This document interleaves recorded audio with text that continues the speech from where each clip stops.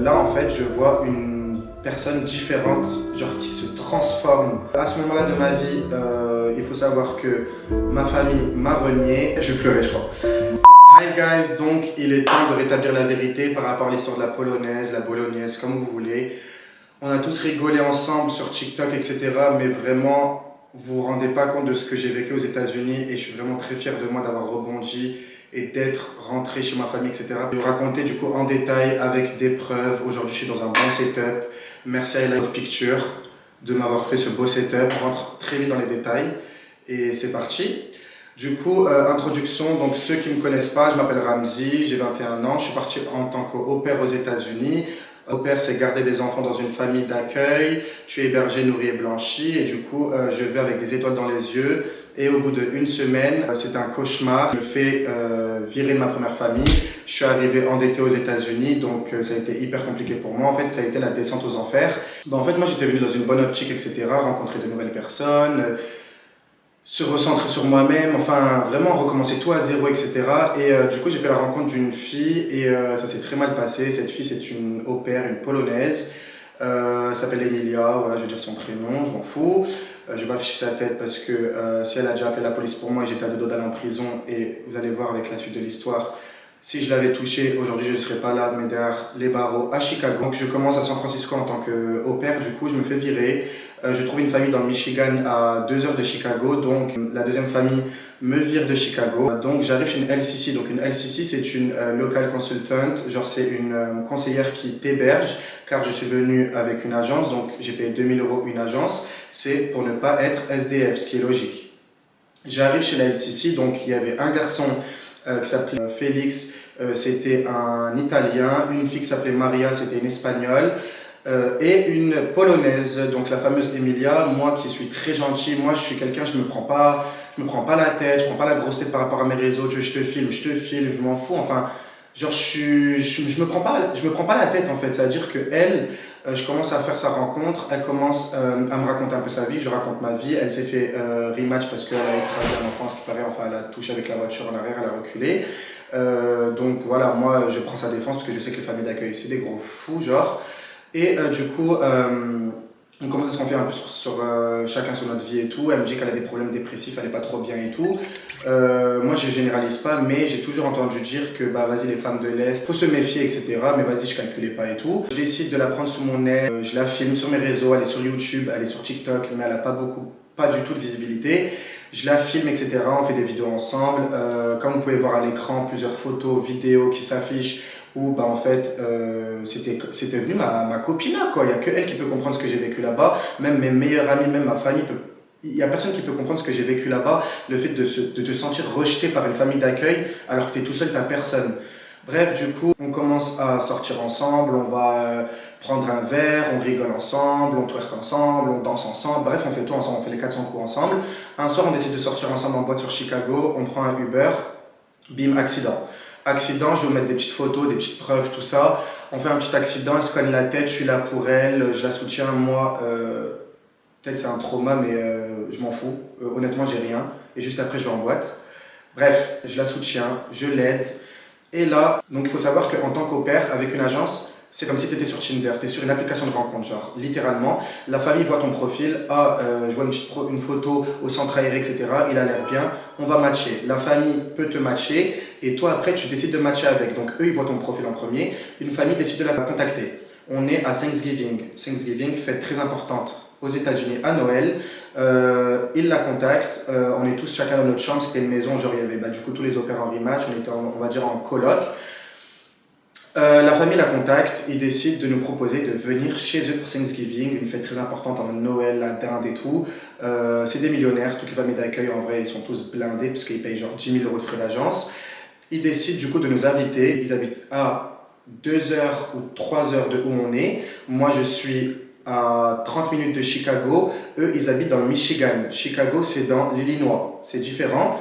Et tout le monde est chaud, l'espagnol, l'italien, moi et Emilia la polonaise, on est tous chauds pour y aller. Moi, j'ai jamais conduit de voiture de ma vie, jamais j'ai eu le permis, mais genre grâce à Dieu, genre.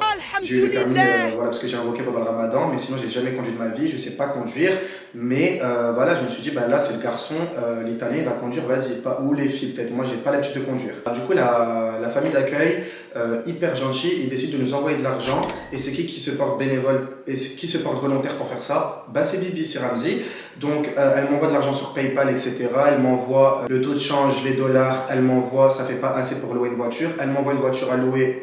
Quoi comme voiture, grosse fan, une voiture électrique pour faire 5 heures de route sur l'autoroute, très mauvais choix, vous allez comprendre pourquoi. On arrive du coup la veille, l'espagnol elle renonce, elle veut plus venir et le mec ne veut plus venir. Donc en fait là on se retrouve à deux, je me dis bah en vrai c'est son plan, moi j'ai déjà trouvé ma famille à Washington DC, je vais pas la laisser en plan, je vais aller avec elle, je vais porter mes cojones et je vais aller avec elle et je vais faire l'homme surtout, je vais pas la laisser conduire, je vais conduire.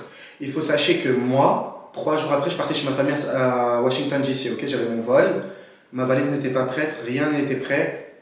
On décide d'aller prendre la voiture, je commence à conduire, tout se passe bien, on rigole, ha ha. À ce moment-là de ma vie, il faut savoir que ma famille m'a renié par rapport à toutes les vidéos qu'ils ont vues sur TikTok, par rapport au fait que je m'assume, etc.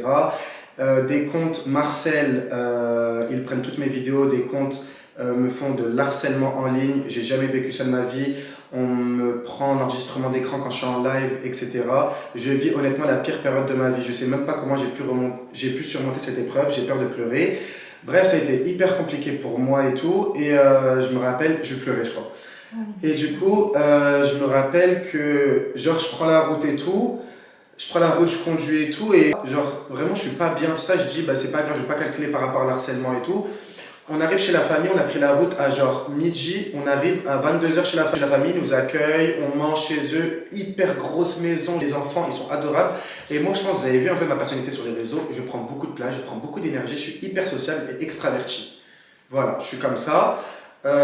Et du coup, bah ouais, voilà, je suis comme ça et c'est la vie, je suis comme ça dans la vie de tous les jours. Oui, je prends de l'énergie, je l'assume, il n'y a rien. Sauf que moi je me suis dit, écoute, c'est son plan, tu as trouvé ta famille d'accueil, tu vas pas prendre énormément de place, tu vas pas beaucoup jouer avec les enfants, tu vas te mettre de côté pour qu'elle fasse sa place et prouver à la famille d'accueil que c'est une bonne babysitter au père.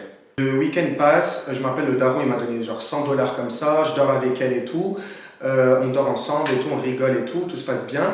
Et le moment est arrivé de partir.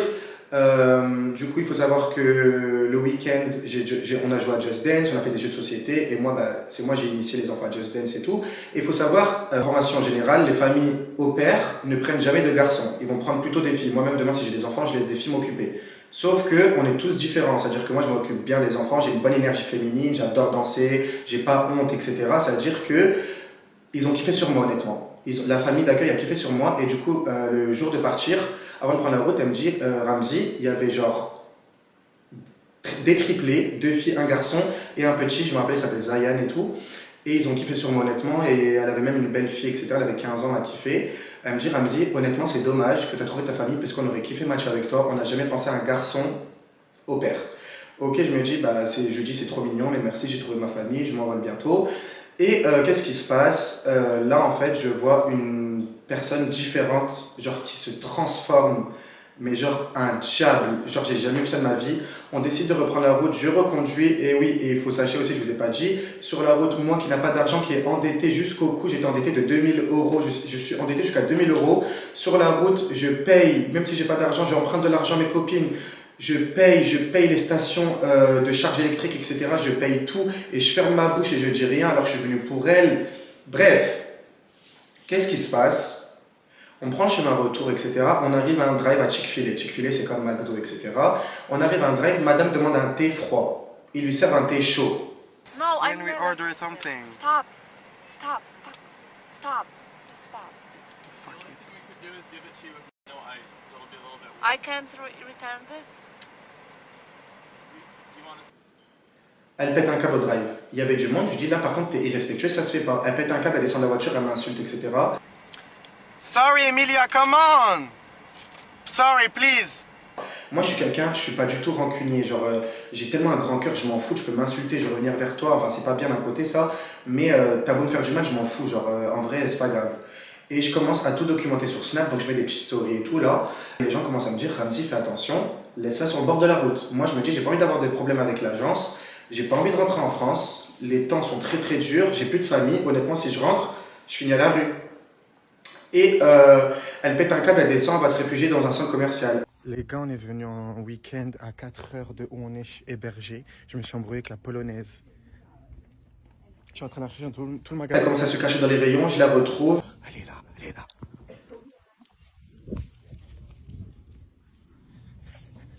Sorry. Je filme tout en même temps. Elle me dit, écoute, j'ai pas envie de te parler. Et en plus, elle me dit, ma mère, elle m'avait prévenu, t'es un vicieux, j'aurais pas dû venir avec toi, tu m'as volé mon plan. Je lui dis, mais je vais pas te voler ton plan, je suis désolé, etc. et tout. Je m'excuse alors que j'ai rien fait. Et elle me dit, tu m'achètes ce coffret-là des Janeiro, sinon je dis que tu m'as vio truc. I'm with Emilia. Elle m'a dit, si I want you to forgive me, you need to buy me Sol Janeiro. Elle veut que, pour que elle m'excuse et qu'elle revienne avec moi dans la voiture, je dois lui acheter une brume Sol de Janeiro, la blague du siècle. Et elle a dit à une personne dans le magasin, il est en train de me kidnapper, aidez-moi, je vais aller en prison, je vais rien comprendre. Les gens ils vont croire que je suis son mec. Bref, on est à Sephora. Voilà. Ouais, donc là je suis un peu sous le choc, etc. Mais je prends tout sur le ton de la rigolade. Bon, faut le faire pour m'énerver. Genre, je suis vraiment quelqu'un de très très peace and love et tout. Je la force pour venir dans la voiture, on reprend la route et tout. Et là, du coup, on arrive à 2-3 heures de Chicago et tout. Il faut savoir que la voiture, on la rend à 23 heures chez le mec. Moi, je lui dis qu'on va déposer la voiture en premier. Après, on va prendre un Uber. On a 10 minutes de voiture pour aller chez la LCC. Tu pourras te reposer, etc. Même si moi, le lendemain, je prends mon vol pour aller à Washington, c'est pas grave. Sauf que les choses ne se sont pas passées comme prévu. Et elle a commencé à être insupportable. Donc, elle est dans la banquette arrière, elle dort, etc. Et moi, je commence à conduire, je commence à être fatigué. J'ai jamais conduit de ma vie, guys. J'ai jamais conduit de ma vie des longs trajets. Dieu seul sait aujourd'hui pourquoi je suis là. Je sais même pas comment je suis vivant. J'aurais pu perdre la vie. J'étais sur l'autoroute en train de zigzaguer. Elle me frappait derrière sur la banquette arrière. Elle se levait, elle éteignait la radio. Elle est en train de me filmer parce que j'ai touché la radio. Elle veut pas éteindre alors qu'on a 5%, on est dans la merde. Me too, I can film, ha ha ha, me too, I can film, ha ha. Moi, je mettais du PNL, je me rappelais, je pleurais, je me disais, j'ai plus de famille, j'ai pas de chance, j'ai voulu faire au pair, ça marche pas pour moi, j'ai pas d'argent, en fait, il y a rien qui marche pour moi et je fais la rencontre de cette personne-là, vas-y, c'est pas grave, tu vas la déposer, tout ça sera fini pour toi, le cauchemar sera fini. Sauf que on se décide de s'arrêter encore parce qu'en fait, la voiture électrique, c'est comme un téléphone, un iPhone 4S, genre ça se décharge toutes les 20 minutes. Faut mettre genre $15 à chaque fois. On s'arrête une fois pour mettre la charge électrique et elle commence à péter un câble. Elle me dit par contre tu vas me déposer en premier chez la LCC, je suis fatigué et après tu pourras déposer la voiture de location. Je lui dis non. Elle me dit ok, je vais appeler la police. La blague du siècle, elle est derrière moi, elle va appeler la police parce qu'elle a dit que je roulais trop vite, elle va appeler la police. J'ai pas compris en fait. Call the police right now, let's go. Et moi je me dis bah appelle la police. Mais jamais j'ai cru qu'elle allait vraiment faire ça. Et du coup elle appelle la police, je vais mettre la vidéo. Wallah, il y a la police. J'étais en train de partir, je lui ai dit je pars et tout, et je suis revenu, il y a la police qui est arrivée. Là, je sais pas quoi faire, je crois que je suis dans la merde. Je suis tétanisé, elle appelle la police, je suis pas dans mon pays, je suis arabe, je suis musulman, je suis gay, c'est compliqué, j'ai peur. Et la police arrive, etc. Et en fait, ils voient immédiatement que c'est une gamine, etc. Et ils me disent, vas-y, va t'excuser, c'est rien et tout. Elle pleure, elle pète un câble, elle appelle le 911, elle appelle la police, qu'on n'est pas dans notre pays, guys. Le gentil Ramzi, je lui dis de remonter dans la voiture, elle remonte dans la voiture, et là, elle dort derrière dans la voiture. Elle me dit, tu ralentis, tu vas trop vite. J'allais pas trop vite, j'étais pas en sur-régime et tout. Elle me dit, tu vas trop vite. Elle commence à me filmer. Et elle me dit, je vais montrer à la police, j'appelle la police comme quoi tu roules trop vite. Et j'avais mon téléphone sur ma cuisse pour le GPS. Elle commence à me mettre des coups quand je conduis, etc. Et là, on est à 1 heure de Chicago, on est bientôt arrivé. Je me dis, le cauchemar est bientôt terminé. Je vais pouvoir enfin respirer. Sauf que, pas du tout. Le cauchemar commence. J'arrive vers Chicago, on commence à trouver une station de charge électrique. La tension est montée, mais de malade mental. Je commence à serrer ma langue comme les Algériens pour pas la toucher parce que j'ai peur de faire une dinguerie, je suis genre comme ça. Genre j'ai trop le seum. Et je suis à 2 doigts de la toucher. Mais je me dis vas-y c'est rien, canalise-toi, c'est rien. Je commence à la filmer aussi à mon tour pour me protéger. Elle me met un coup sur le téléphone, il tombe sur mon visage et tout, je calcule pas. À ce moment-là, je me rappelle, j'étais banni de live TikTok, j'ai décidé de faire un live Instagram pour prouver comme quoi je fais rien de bizarre et qu'il y ait des preuves. On commence à faire une station de charge électrique, elle ne marche pas. Une deuxième, elle ne marche pas. Une troisième, elle ne marche pas. En même temps, je vous mets toutes les preuves. On arrive où la voiture a 2%. La voiture à 2%, je décide de reprendre le risque d'aller sur l'autoroute à Chicago. Il fait moins 15 degrés, on est au mois de décembre, je crois. J'ai mis une petite veste, vous voyez les petites vestes Lululemon, etc. J'ai mis une petite veste, etc. J'ai super froid. On reprend la route sur l'autoroute et là, la voiture tombe en panne. Tombée en panne sur l'autoroute, on doit appeler 911, elle est en train de pleurer. Voilà. La merde absolue. J'ai cherché 4 stations d'essence, les 4 elles marchaient pas, subhanallah. Elle n'a plus de charge électrique, c'est comme un iPhone, tu n'as plus de charge électrique, tu n'as plus de chauffage, tu n'as plus rien. On est sur la bande d'arrêt d'urgence, je vais vous mettre une vidéo. Il y a des camions qui passent comme ça, on s'est embrouillé avec l'autre, elle est en train de pleurer, elle a fait une crise dans la voiture. À ce moment-là, je pense en vrai c'est l'adrénaline qui réagit, etc. Elle pleure dans la voiture, elle pète un câble, elle fait une crise. J'essaie de la calmer, etc. J'ai 4%, on appelle la police, etc. Je maîtrise tout en anglais. La police arrive, ils ne peuvent pas prendre la voiture, c'est une voiture électrique, il y a du lithium en bas, il y a des batteries. Impossible. Une autre arrive, il demande 300 €, j'ai même pas 300 €. Personne ne peut m'aider à ce moment-là, personne ne peut me comprendre, tous mes amis sont tous en train de dormir à l'autre bout du monde. Donc je décide, moi, c'est de trouver une solution, donc d'aller voir des gens sur l'autoroute, etc. Je suis dans une situation hyper dangereuse, je suis sur la bande d'arrêt d'urgence, c'est hyper dangereux, vraiment guys. Et qu'est-ce qui se passe? Madame décide d'appeler la police, elle arrive, elle commence à pleurer devant eux, elle fait la white woman tears, elle dit qu'elle veut partir, elle veut pas rester avec moi, etc. C'est notre responsabilité, à nous deux, on est venus ensemble, je suis venu pour toi. Elle pleure, ça marche, elle monte dans la voiture de police, elle me laisse toute seule. Bref, elle m'a abandonné, l'autre elle est montée dans la voiture de police, elle m'a laissé tout seul avec la voiture, la merde. C'est une dinguerie ma vie. À ce moment-là, je me dis, qui j'ai rencontré en fait? Est-ce que c'était vraiment mon ami, genre? Est-ce que c'était mon ami? Et elle décide de partir, et en fait ça me fait trop mal au cœur, c'est que sur TikTok après elle raconte, elle dit ouais le policier il m'a aidé, il m'a dragué, il m'a payé une bouteille d'eau, des Doritos et tout. Frère, t'as laissé ton pote à l'autre bout du monde, à l'autre bout tout seul, sur l'autoroute avec une voiture, il a pas d'argent, il a rien, la voiture personne ne peut la remorquer ou je sais pas comment on appelle ça. Une dépanneuse arrive, elle décide de prendre la voiture et de la déplacer à genre 2 minutes dans une rue safe. Je suis dans un quartier dangereux de Chicago, je suis en train de mourir dans la voiture, mon téléphone s'éteint et je commence à me recroqueviller sur moi et je commence à... Honnêtement, je pense que je suis en train de mourir, genre. Honnêtement, wallah, je me dis, là tu vas mourir là. Oh, dans la voiture, je vais mourir. J'allais même pas pleurer. Genre là, t'es aux États-Unis, t'es pas dans ton pays, t'es dans le froid comme ça, t'es dans le froid glacial. Il y a personne pour t'aider, t'es dans un quartier dangereux, j'avais un cargo serré, j'avais un haut serré. Et c'est l'instinct de survie qui réagit. Je vois 2 hommes marcher, cagoulés, etc. Ils montent dans une voiture. J'essaie de les suivre, je les supplie de charger mon téléphone et de me réchauffer dans leur voiture. Je charge mon téléphone, j'appelle l'hôte de la voiture et il m'envoie l'assistance Turo, il me dit qu'ils arrivent. J'attends dans la voiture en train de mourir dans le froid. La dépanneuse arrive et donc c'est des rebeux et tout, je parle avec eux, hyper sympa, etc. Et en fait ils me disent on va prendre la voiture à la fourrière, ne t'inquiète pas. Ils me disent toi pars maintenant parce que c'est un quartier dangereux et montre un talkie-walkie. Ils me montrent une agression à l'arme blanche à genre 50 mètres, une fusillade pas loin. Il me dit prends ton Uber, je paye mon Uber genre 50 €. Et il me dit t'inquiète, pars, signe-moi ce papier. Moi je me connais pas, je pense qu'il est en train de m'arnaquer. Parce que moi j'avais demandé de base à la dépanneuse qu'elle me dépose à genre 2 minutes en voiture à une station de charge électrique. Je charge la voiture et je repars. Il faut savoir qu'il est 2 h du matin, je pars à 7 h à l'aéroport. J'ai fait ni valise ni rien. Tout ça se passe, je prends mon Uber à 4 h du matin, j'ai toujours pas dormi les 4 heures. Je rentre chez la LCC et là une scène qui me brise le cœur. J'ouvre la porte, je la vois en train de dormir comme un bébé et ça m'a brisé le cœur. En fait je me suis dit genre là, qu'est-ce que je fais? Est-ce que j'enlève, je lui crie dessus? Est-ce que je la hagale?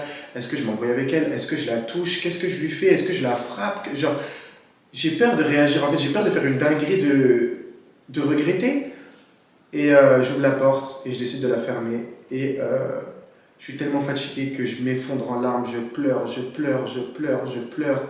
Je m'endors sur le canapé, je me lève, il est 7h40.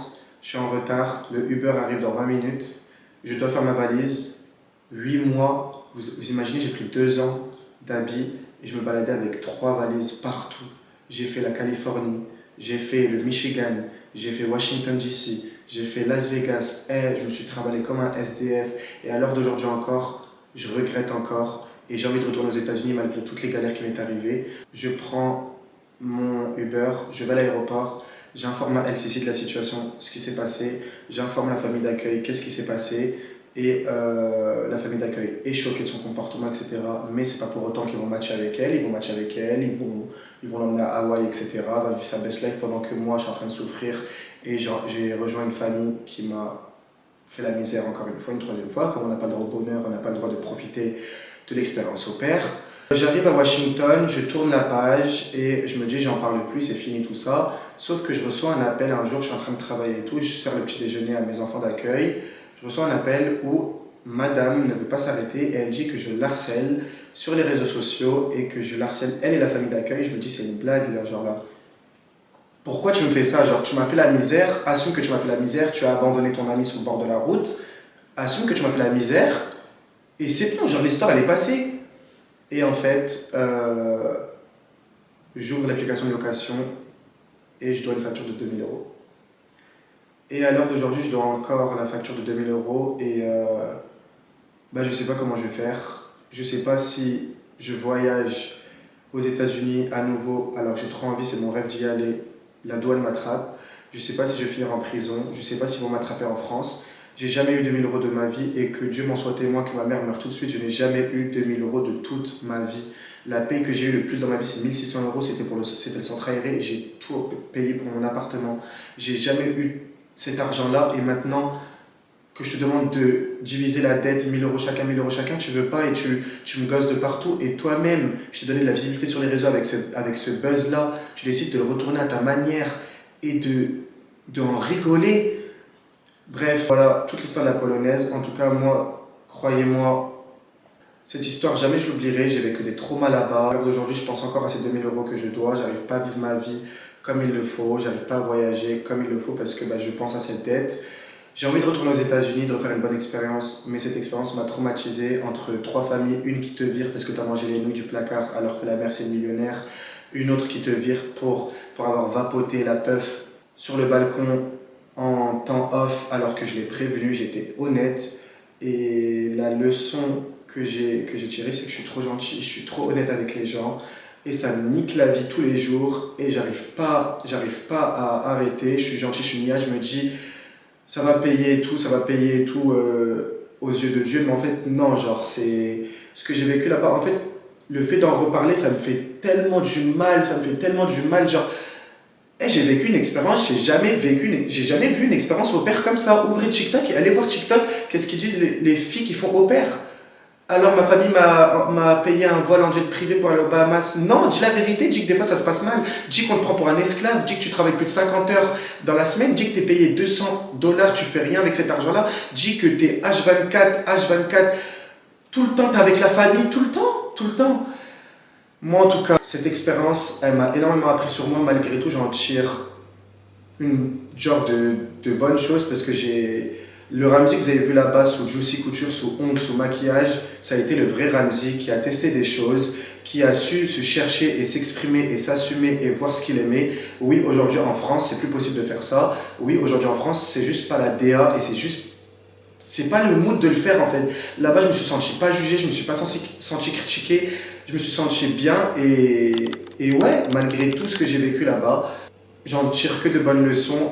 Et je tiens à vous remercier, sans vous, je sais pas qu'est-ce que j'aurais fait parce que je suis tombé sur des familles de fous, je suis tombé sur des personnes de fous, je suis tombé sur... C'était une expérience très compliquée et en fait le fait que j'ai rebondi aujourd'hui et que je suis là en face de vous en train de vous raconter l'histoire, j'ai rebondi, j'ai trouvé un travail. Vendredi, je pars en saison dans le sud, en camping. J'ai pas abandonné alors que je me suis fait virer il y a 1 mois et demi d'un autre travail. On m'a mis fin à ma période d'essai il y a 1 semaine pour un autre travail. Mais non, je baisserai pas les bras et je continuerai de vous faire sourire, je continuerai de vous proposer du contenu. Merci d'avoir regardé jusqu'au bout. En tout cas, n'hésitez pas à commenter, n'hésitez pas à me dire votre ressenti, ce que vous avez dit et pensez de la vidéo. Et voilà, gros bisous, je vous aime. Bisous.